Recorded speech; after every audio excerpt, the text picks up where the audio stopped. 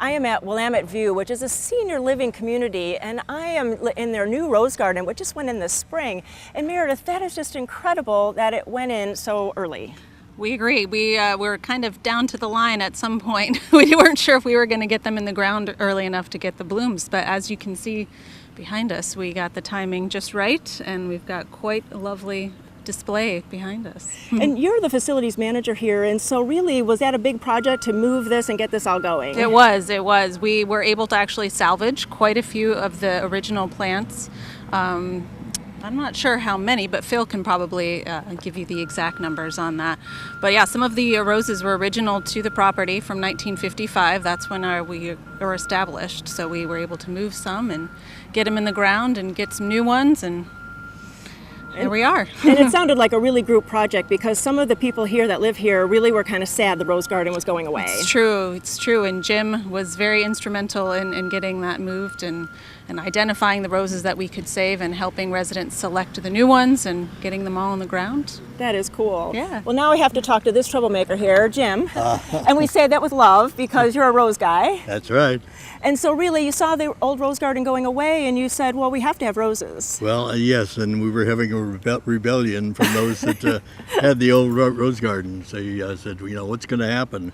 We want a rose garden. So management here said, yes, let's do it. And this is how it evolved, and that's why we've got what we've got right now. That is so cool. So you did move some roses over. How many were those? We did about 35. Wow. We had over 400 over in the other rose garden, and we're a little over 300 here now. Wow. Mm-hmm. And so you're not the only person that helps out. There's a little kind of a group that comes out. Oh, yes. We have a garden committee, and I'm on the garden committee and was given the job of taking care of the rose gardens. Ah, that is cool.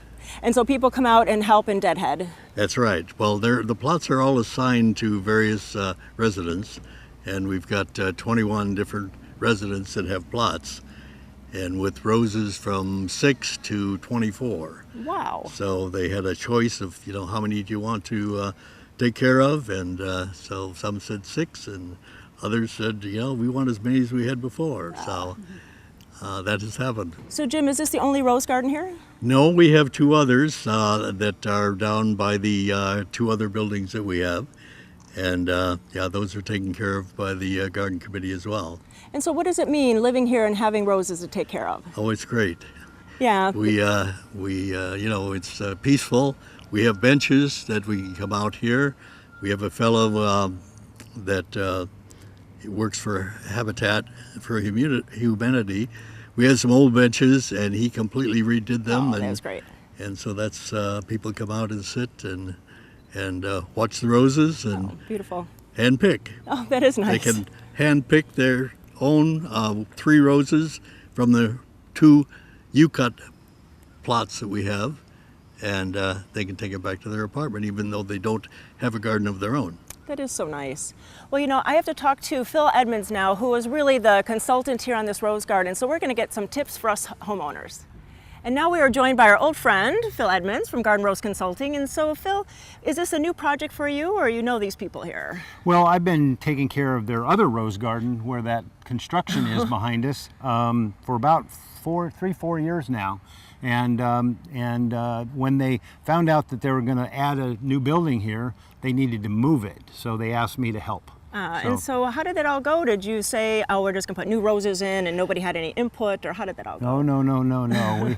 The residents here really love their roses, and they tended most of their roses, except for this section of open cut roses where they're allowed to come, anybody that lives here is allowed to come out and cut roses when they're blooming.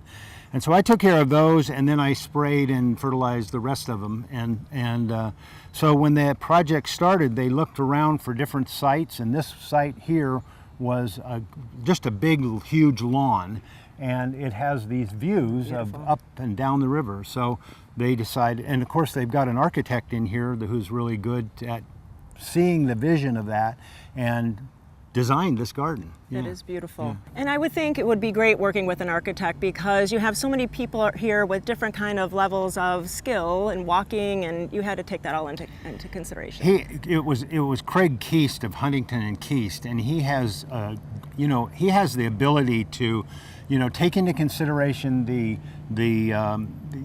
handicapped and people need wheelchairs and the elderly that want to be in the garden and see all of this.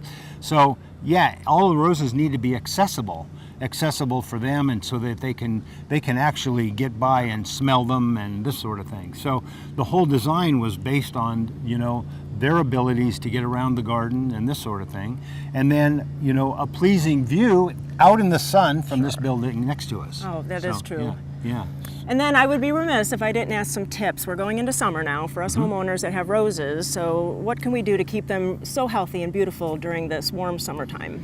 Well, this time of year it's getting hot, and it's going to be in the 90s, I think, this week. So water, that's important. If you can't water, just on the ground, use your irrigation system and just step it up a little bit more than you normally would. Try to keep, could spray down the foliage a little bit that disrupts the spider mite populations, which is always good, because they're going to start to develop as it stays hot and dry.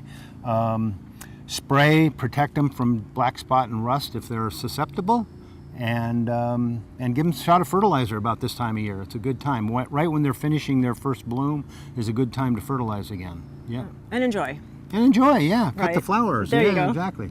Well, as you can see, gardening and roses are so important to people of all ages. We want to thank all the people up at Willamette View, and thanks to Phil. It's a great project. Everybody is going to be enjoying this garden for a very long time.